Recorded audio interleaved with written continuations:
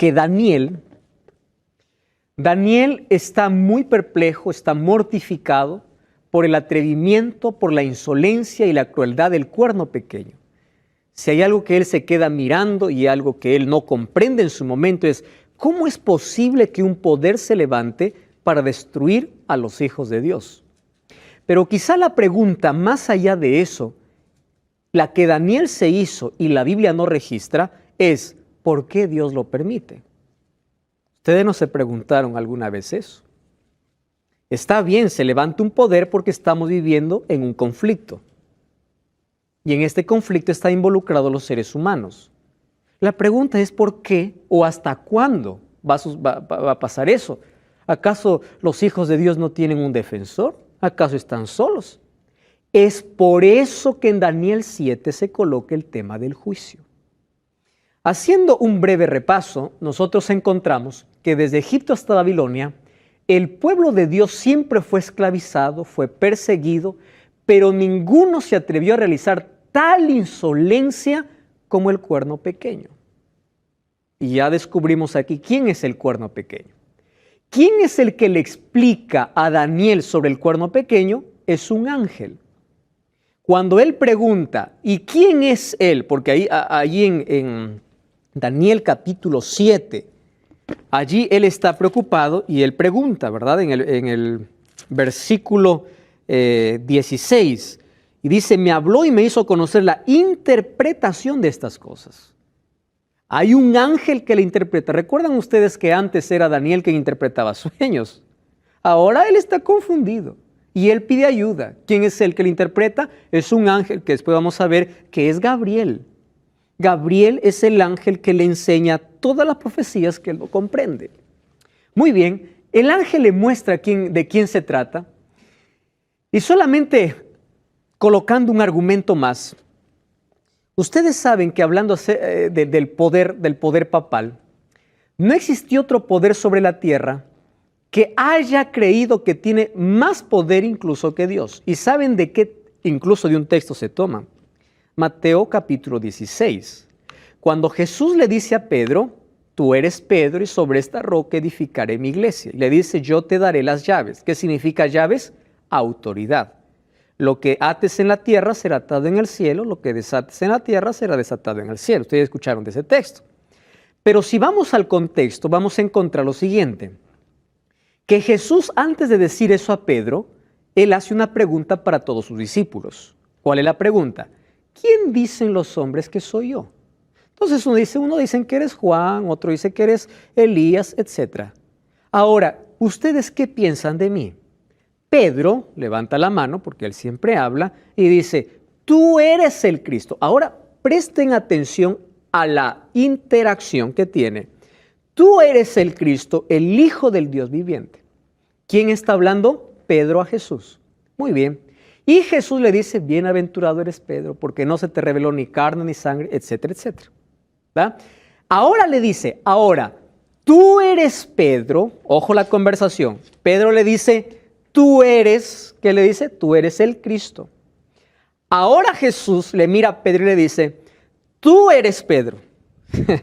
Recuerden que hay un diálogo de dos. Tú eres Pedro. Y sobre esta roca, ¿quién se refería? A lo que Pedro estaba diciendo, tú eres el Cristo. Entonces le dice, tú eres Pedro. Hay una palabra griega que nos ayuda a la mejor comprensión. La palabra Petro y la palabra Petra. Petro es una piedra pequeña, Pedro. Petra es la piedra mayor.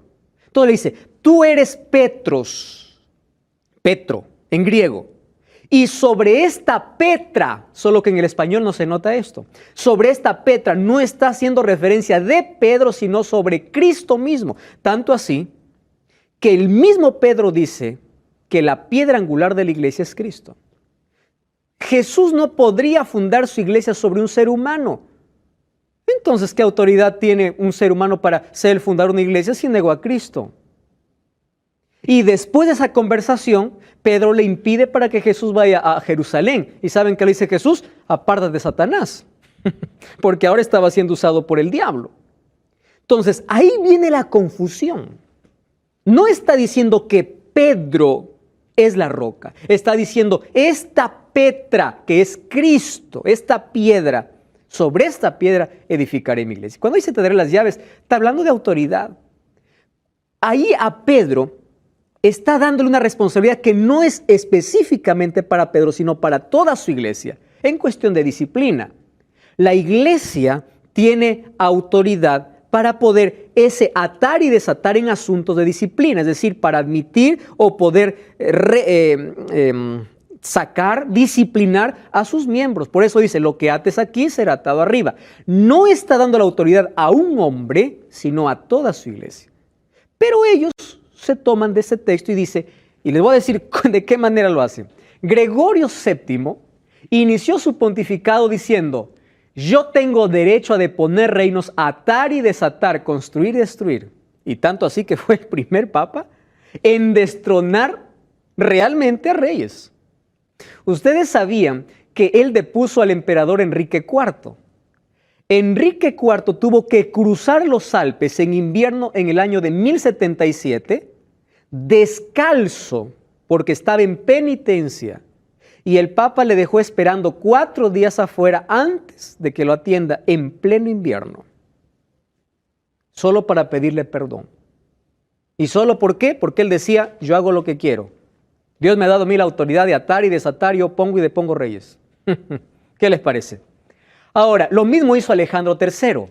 Depuso a Federico, que era el rey de Alemania.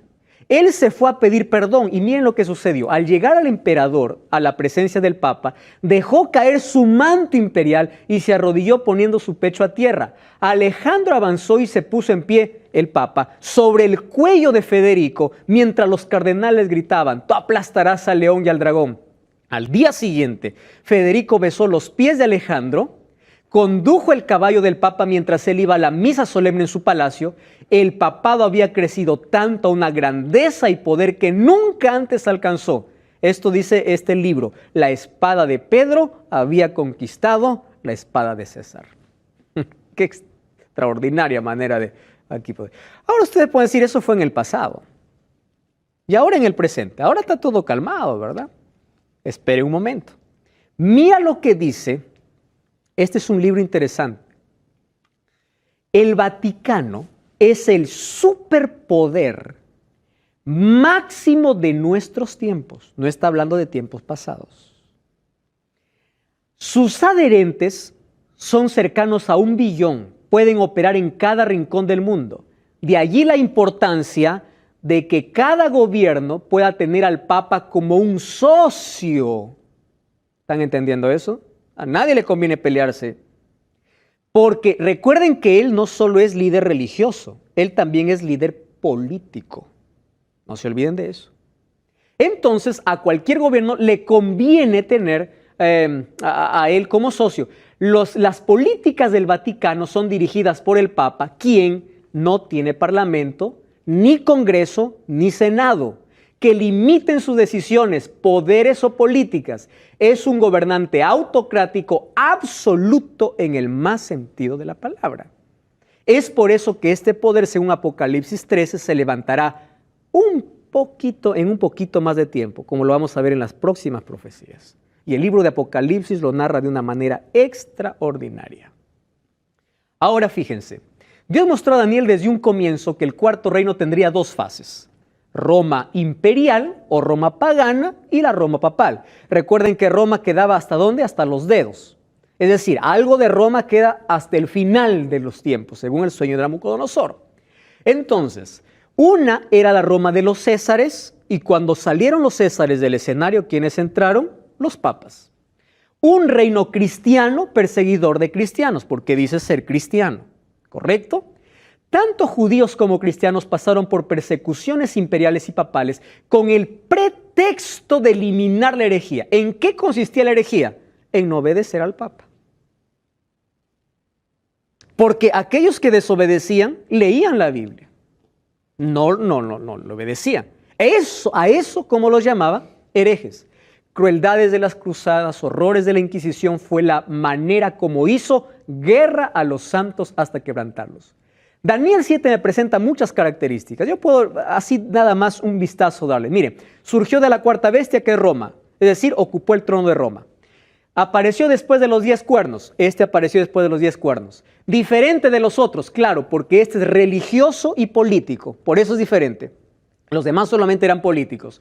Parecía más grande que todos, es claro. ¿Por qué parece más grande? Se tornó poderoso y absolutista. Arrancó 3 reinos, ¿se acuerdan que para que nazca tuvo que sacar los visigodos, ostrogodos y vándalos? Habla blasfemias contra Dios porque dice ser el vicario de Cristo. Guerra a los hijos de Dios a través de la cruzada y la Inquisición. Cambió los tiempos y la ley, cambió el sábado y la adoración a las imágenes.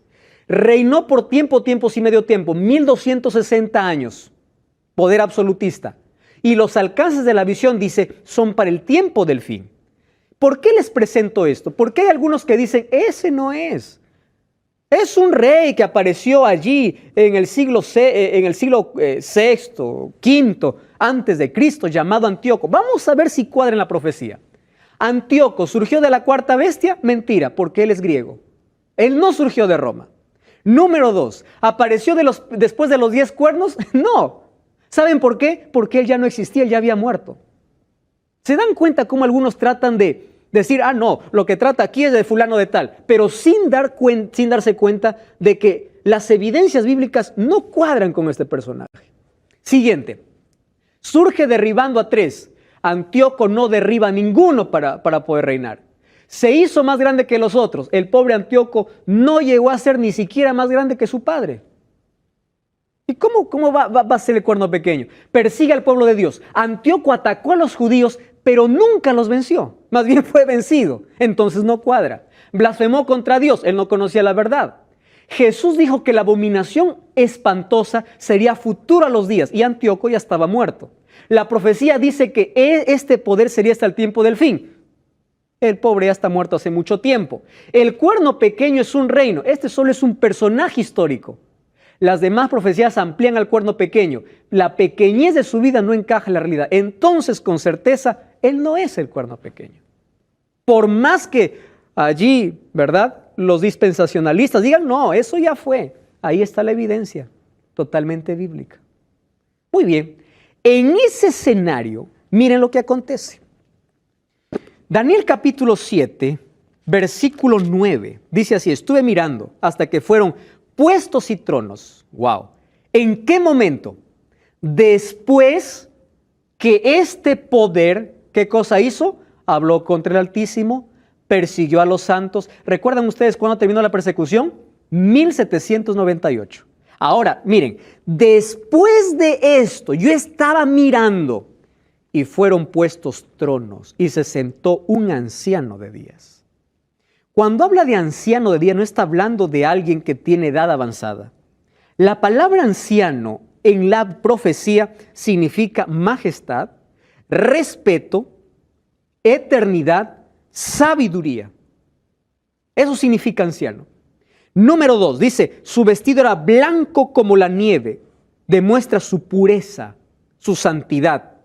Su pelo era como la lana limpia, esto es en relación a su majestad. Su trono llama de fuego. Ustedes saben que el fuego siempre está en relación con la presencia de Dios. ¿Recuerdan cómo se apareció Dios a Moisés? En una zarza de fuego.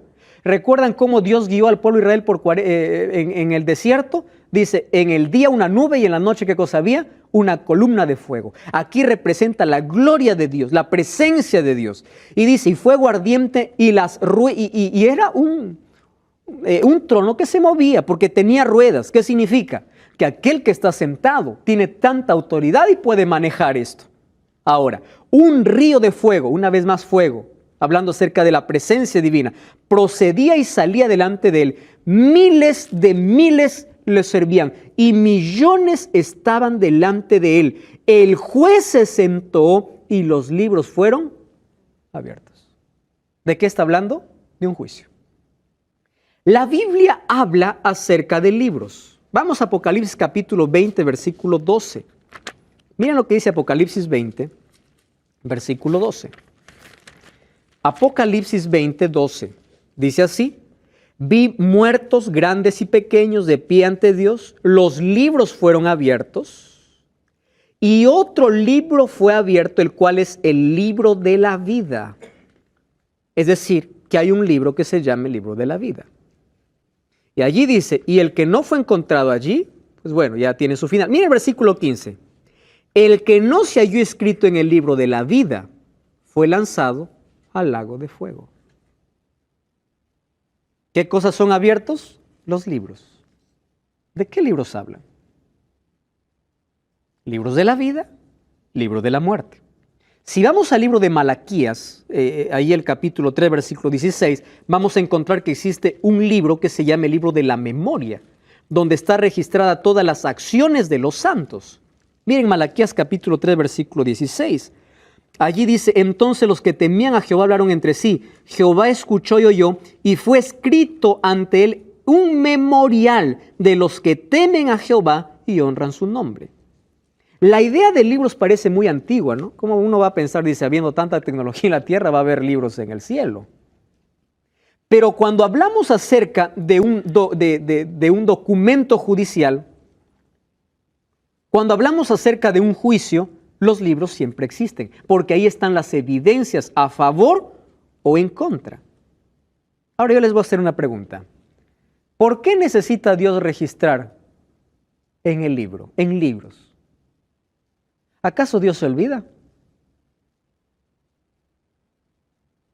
No tiene que ver con Dios, tiene que ver con el ser humano. Porque en los libros de la vida y de la muerte y de las acciones es la evidencia de que Dios es justo. Entonces, cualquier ser en el universo que quiere comprobar la justicia de Dios, ¿dónde va a mirar? Los libros, porque ahí está todo el registro. No es porque Dios se olvida, es porque es la evidencia. Los libros fueron abiertos. ¡Wow! ¡Qué interesante! Ya vimos de qué tipo de libros se habla. Ahora, la pregunta es, ¿cuándo ocurrió el juicio? Esa es una buena pregunta. ¿Cuándo? Hay muchos que predican y dicen que el juicio de Dios se hizo en la cruz. Porque toman un texto de Jesús que dice, y el juicio ha llegado, ¿verdad? El juicio llegó a este mundo. Solo que cuando habla de juicio está hablando de un juicio de condenación, porque Cristo vino y no le recibieron. Pero cuando hablamos de este juicio celestial, no fue hecho en la cruz. Y les voy a demostrar por qué. Miren lo que dice capítulo 17 de Hechos, versículo 31. Hechos, capítulo 17, versículo 31. Vamos al Nuevo Testamento. Hechos, capítulo 17, versículo 31. Allí dice así. Por cuanto establecido un día en el cual juzgará al mundo con justicia, por aquel varón a quien designó, acreditándole ante todos al haberlo levantado de los muertos. ¿A quién está haciendo referencia? A Cristo. Ahora, fíjense. Hechos de los apóstoles fue escrito después de la muerte de Jesús. Los evangelios fueron escritos 30, 40 años después que Jesús se fue al cielo. Y si el juicio se hubiese hecho en la cruz, entonces ellos no dijeran juzgará. Hubiesen dicho, ya ocurrió. Miren el otro texto. Vamos a Hebreos capítulo 10. Hebreos capítulo 10, versículo 30. Este texto es muy importante. Hebreos capítulo 10, versículo 30. Allí dice así, Hebreos 10, 30. Conocemos al que dijo, mí es la venganza, y yo daré el pago, dice el Señor. Y otra vez, el Señor juzgará. ¿Qué tienen en común estos tres textos? Número uno, que los tres textos están en el Nuevo Testamento, después de la muerte de Jesús. ¿Correcto? Número dos, los tres dice, juzgará. Es decir, ¿en qué tiempo colocan el juicio? En tiempo futuro. Entonces, con eso desechamos de que el juicio se dio en la cruz. El juicio se dio después. ¿Y en qué momento podemos situar el juicio? Entonces, miren, vamos a prestar atención. Babilonia, ¿quién sigue? Medo-Persia, ¿quién sigue? Grecia, ¿quién sigue? Roma. Roma imperial y Roma papal.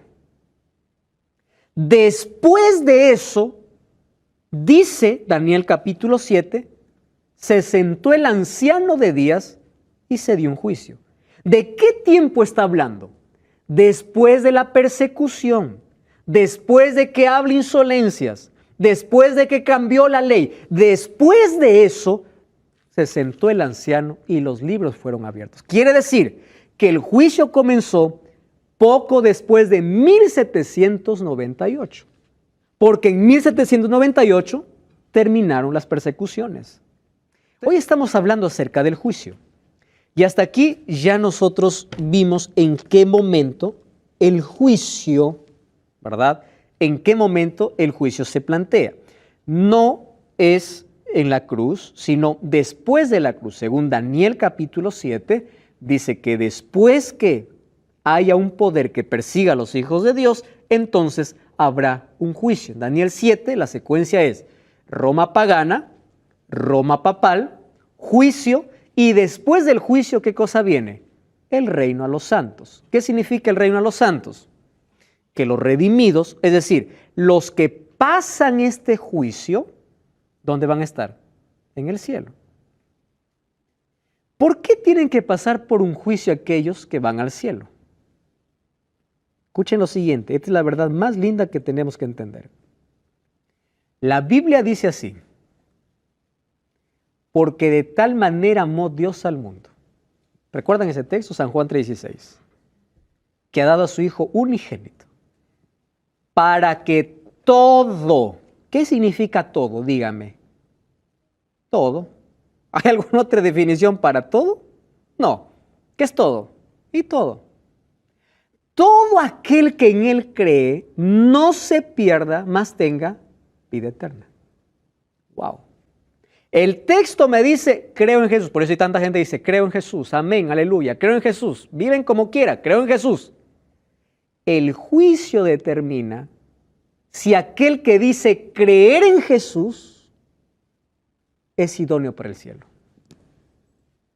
Por eso es necesario el juicio. Aquí se determina, porque en el mundo hay millones que profesan ser cristianos. Dice cree, yo creo y punto final. ¿Qué importa? Hacer otras cosas, cree y punto. Vamos a ver, miren aquí en este juicio entonces se determina quiénes van allí al cielo. Solo que hay una noticia linda. Y esa noticia, mis amigos, es que el juicio no debe asustar a los hijos de Dios. ¿Por qué? Porque el juicio no es en contra del pueblo de Dios o de los hijos de Dios. El juicio es a favor. ¿Por qué a favor? Porque en este juicio hay alguien que te defiende. ¿Quién es el que defiende?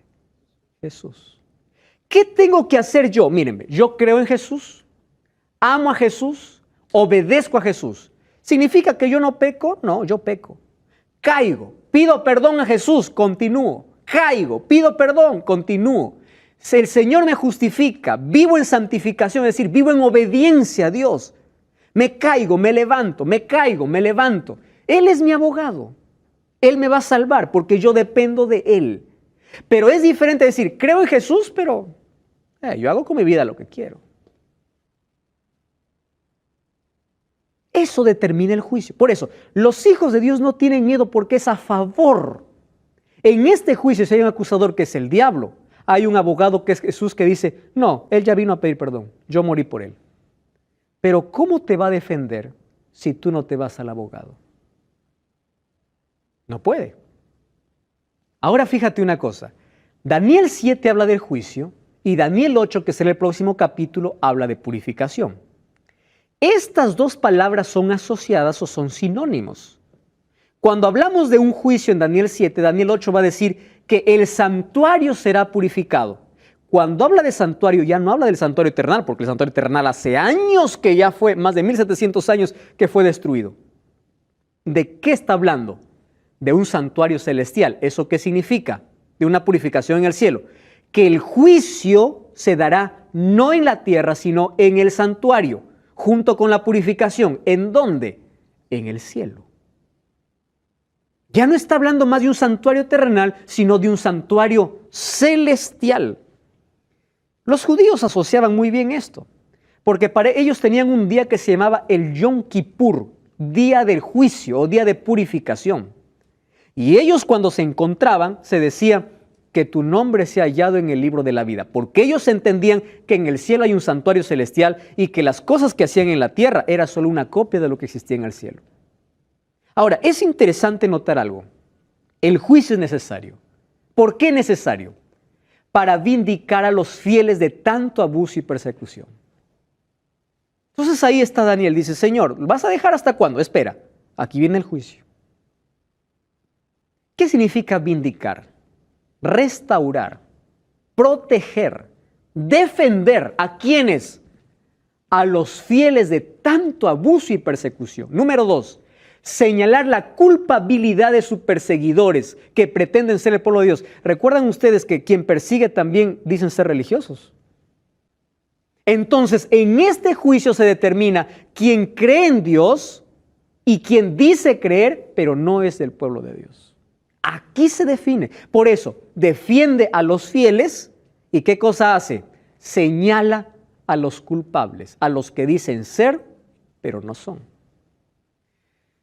Son juzgados el agredido y el agresor. Es decir, ambos son cristianos, claro. Recuerdan el cuerno pequeño, se dice ser cristiano, los perseguidos también son cristianos. Este juicio es revelado en la Biblia en 3 etapas. Y esto es importante, miren. En la Biblia nosotros encontramos el juicio en 3 tiempos diferentes. En el próximo capítulo vamos a darnos cuenta que este juicio inicia en 1844. Lo vamos a hacer con evidencias bíblicas. Allí comenzaba el juicio investigador. ¿Hasta cuándo? Hasta poco antes de la segunda venida. ¿Saben hasta cuándo? Hasta que la gracia se cierre en el cielo. Cuando Cristo sale de ser nuestro abogado, acabó el juicio. Es decir, allí se determinó quiénes irán al cielo. Hay un juicio que se llama de comprobación. ¿Qué cosa decía el apóstol Pablo? ¿No sabéis que nosotros vamos a juzgar en el cielo? Es decir, en el cielo vamos a comprobar la justicia de Dios. Ahí vamos a preguntar, ¿y por qué no se salvó fulano de tal? ¿Por qué se perdió él? Si él era tan buena persona. Entonces tendremos acceso a ¿qué? A los libros. Y los libros nos dirán por qué se perdieron, por qué se salvaron. Esta es la mayor evidencia, por eso es necesario que ocurra este juicio. Y la parte final del juicio es el juicio de ejecución. ¿Qué significa ejecución? Cuando no hay rastro de duda en el pueblo de Dios, de que Dios es justo, entonces, cuando Cristo regrese después de 1000 años, según Apocalipsis capítulo 20, recién caerá fuego y azufre ¿contra quiénes? Contra los malvados y Satanás y sus ángeles. Cuando se piensa en juicio, rápidamente nuestra mente va ¿a dónde? A esto, al fuego, sin saber que hay etapas en este juicio. ¿En qué etapa de este juicio estamos viviendo? Aquí. Por eso Hebreos dice, acerquémonos confiadamente ante el trono de la gracia para encontrar oportuno socorro. Porque hoy hay gracia, hoy hay perdón, hoy hay salvación.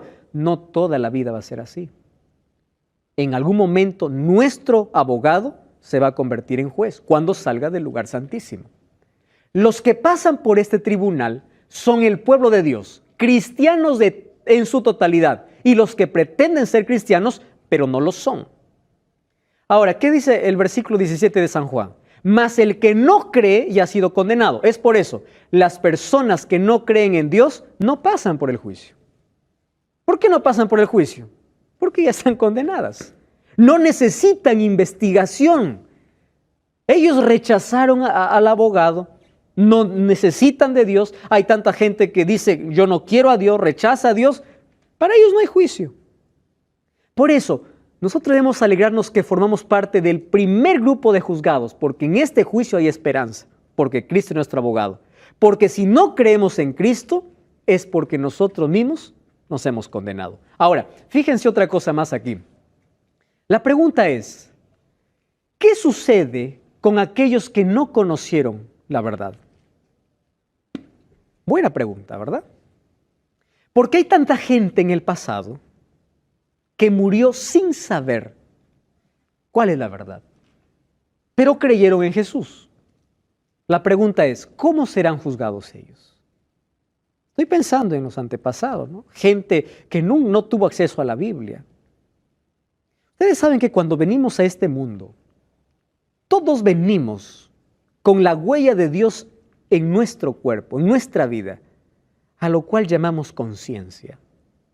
A veces cauterizamos la conciencia cuando siempre rechazamos allí o no hacemos caso o ignoramos aquel semáforo que nos dice esto es peligroso, esto es malo, no hagas esto.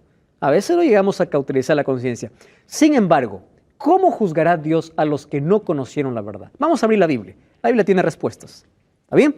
Vamos a ver qué cosa dice el libro de Génesis capítulo 18. Comencemos por Génesis, porque me encanta ese texto. Miren la manera como Dios trata al pecador. No lo trata como nosotros pensamos. 18:25 dice así.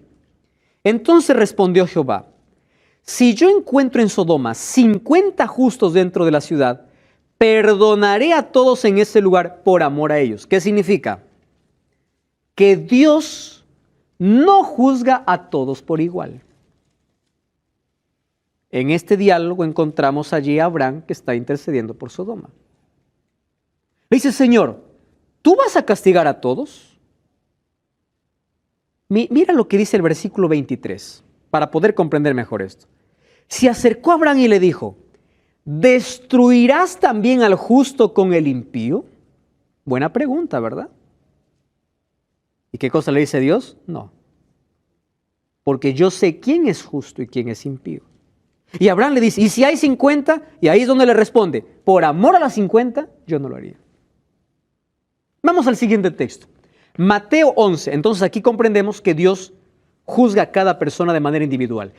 Mateo capítulo 11, versículo 21 y versículo 22. Mateo capítulo 11, versículo 21 y versículo 22. Dice así, 11, 21. Ay de ti, Corazín, ay de ti, Betsaida. Porque si en Tiro y Sidón se hubieran hecho los milagros que han sido hechos en vosotros, hace tiempo que se hubiesen arrepentido. ¿Qué cosa está diciendo Dios? Él juzgará a las personas de acuerdo al conocimiento que ellos tuvieron. Dios no te va a juzgar por aquello que no conociste. ¿Qué cosa está diciendo estas ciudades? Miren, ve, para ustedes el juicio será mayor, porque ustedes vieron milagros. En cambio, esas ciudades, no. Número 3. Aquí está la otra evidencia. Romanos capítulo 2, versículo 14 y versículo 15. Romanos capítulo 2, versículo 14 y 15. Wow, esto es impresionante. Cuando los gentiles que no tienen ley, la ley hacen por naturaleza que es de la ley. Ellos no saben que es la ley, pero lo hacen de manera natural. Aunque no tenga la ley, ellos son leyes para sí mismos. ¿De qué está hablando? De su conciencia. ¿Qué dice el siguiente versículo? Mostrando la obra de la ley escrita en sus corazones. ¿Dónde escribió Dios su ley? En nuestro corazón. Aquí nosotros entendemos qué es pecado y qué no es pecado. Entonces, para responder la pregunta, ¿qué sucede con los que no conocieron toda la verdad? Hechos 10:31 tiene, o 17:31, tiene una respuesta más clara aún. Hechos 17:31. Dice así, por cuanto establecido, o el versículo 30, Dios, habiendo pasado por alto los tiempos de ignorancia. Wow, solo hasta allí. ¿Qué cosa pasa por alto Dios? La ignorancia. Si tú no conociste la verdad, no serás juzgado por no conocerla. Serás juzgado por rechazar la verdad o por negarte a recibir la verdad. ¿Qué hay de los antepasados que no conocieron la voluntad de Dios? No sabían el día de reposo, no sabían la verdadera iglesia, no sabían nada. Dios les juzgará de acuerdo a su ley que colocó en su corazón. Ahora, Jesús es la garantía de nuestra salvación. Él es nuestro abogado, Él es nuestro defensor. Pero hay algo más. En Juan 5:22 dice que el juicio se le entregó a Jesús, es decir, Cristo es nuestro abogado. Daniel 7:26 y 27 dice que hay 9 cosas que debemos conocer sobre el juicio divino. Número 1, el juicio es parte de los designios de Dios. Número 2, es presidido por Dios y ocurre en el cielo. Número 3, sin Cristo es imposible que el juicio comience. Número 4, hay registros que son examinados con detalle. Número 5, hay innumerables asistentes angelicales. Número 6, ocurre después del apogeo del cuerno pequeño, después de 1798. El juicio es de modo particular al sistema religioso falso que pisotea la verdad, atenta contra su ley. Es decir, el juicio es en contra del perseguidor y a favor de ¿quién? Del fiel, a favor del cristiano. El juicio tiene etapas definitivas y marcadas, y el juicio es esperanza para el pueblo de Dios porque Dios es su abogado. El capítulo 7 3 veces enfatiza que los santos del Altísimo recibirán el reino. Eso es certeza absoluta. ¿Por qué? Porque el pueblo de Dios saldrá airoso de la investigación. Porque el pueblo de Dios buscó a Jesús como su abogado. No buscó un sacerdote. No buscó un ser humano. ¿Quién lo defendió? Cristo. Ahora fíjense algo más. ¿Qué significa el juicio para nuestra vida? Para comprender el juicio debemos comprender la universalidad del conflicto. Ahora entiéndame lo siguiente. Es verdad que nosotros somos juzgados, pero ¿saben quién más es juzgado?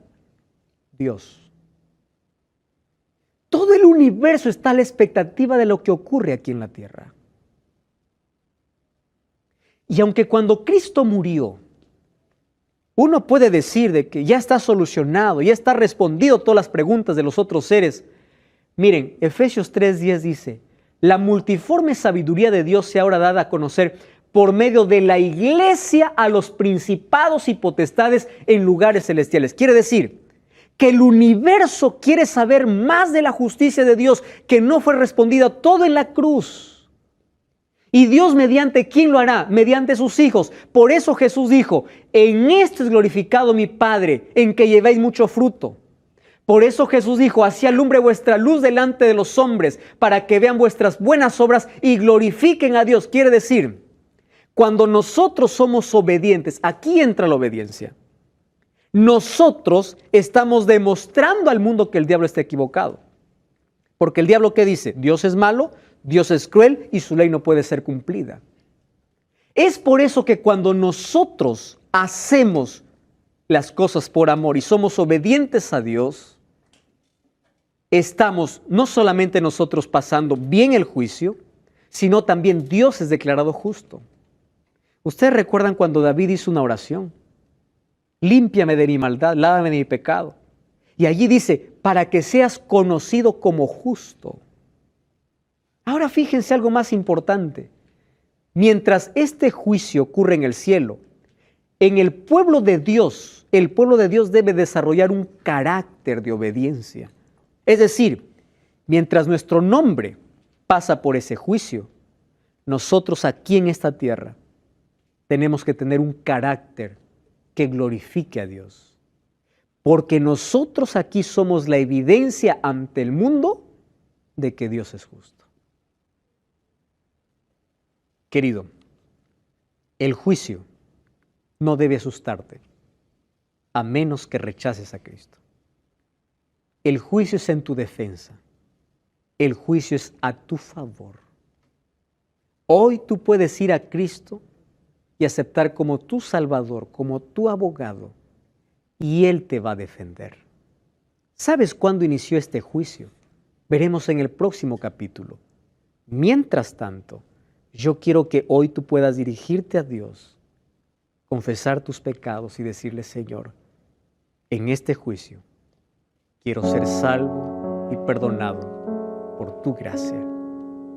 Mientras Conexión Cielo canta, acércate ante ese trono de la gracia que es Cristo. Un día un ladrón en la cruz recibió la gracia de Dios. Por gracia somos salvos. Tu pecado no importa cuando tienes un abogado, no importa cuánto has caído, Dios te puede restaurar. Esa es la gracia de Dios. Dios está dispuesto a salvar a cualquier persona que va a Él. No importa en qué condición estés, no importa cuánto el pecado te esclavizó, no importa cuán profundo has caído. Apocalipsis capítulo 14, versículo 7 dice: la hora de su juicio ha llegado, cuando habla acerca de ese evento final. Por eso adora a Dios, busca a Dios. Él es tu abogado, Él es tu defensor. Él ahora está a tu favor. Si ahora vas a confesar tus pecados, vas a encontrar perdón. Pero recuerda que un día esa misericordia va a acabar. Porque todos los días tú tienes oportunidad para alcanzar la salvación. Pero un día esa gracia se acaba cuando Cristo deje de ser nuestro abogado y se convierte en nuestro juez. Allí solamente dictará una sentencia, no que Él arbitrariamente mencionó, solamente es una sentencia que tú elegiste. Acepta a Jesús. Tú puedes salir victorioso en este juicio de investigación porque crees en Jesús. No digas que crees simplemente para salvar una situación. Creer en Jesús significa amar a Jesús, guardar sus mandamientos, ponerse de parte de la verdad, demostrar con la vida que Él es nuestro abogado todos los días. Cierra tus ojos donde estás. Pide perdón a Dios. Yo voy a orar por ti. Querido Dios, gracias porque hoy tu gracia está extendida para todos. Recordando aquella escena del ladrón en la cruz, me hace pensar en mi condición como pecador. Yo no merezco salvación, mas esta es tu gracia. Si tú salvaste a un ladrón que no hizo nada bueno en su vida, entonces hay gracia para todos, aunque tantas cosas equivocadas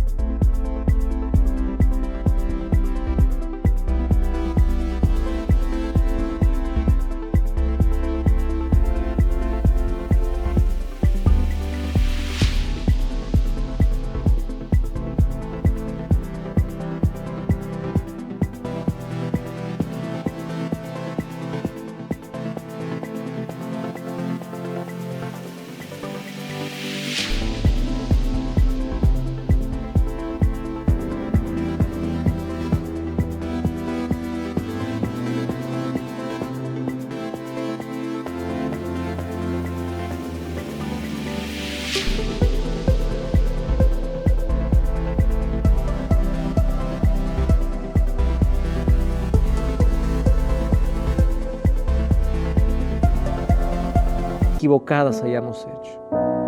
Reconocemos nuestra condición de pecadores y te buscamos a ti como nuestro Salvador. Queremos escuchar también aquellas lindas promesas. Tú también estarás conmigo en ese reino. Tú estarás conmigo en el paraíso. Tú estarás conmigo en la eternidad. Señor, gracias porque hoy podemos alcanzar tu misericordia, tu perdón. Hoy podemos alcanzar tu gracia. Y hoy aceptamos a ese Jesús como nuestro Salvador, como nuestro intercesor, como nuestro abogado. Permite glorificar, que nosotros podamos glorificar a ese Padre celestial, a ese Padre justo a través de esos frutos que tú requieres, esos frutos de amor, de fe y de obediencia.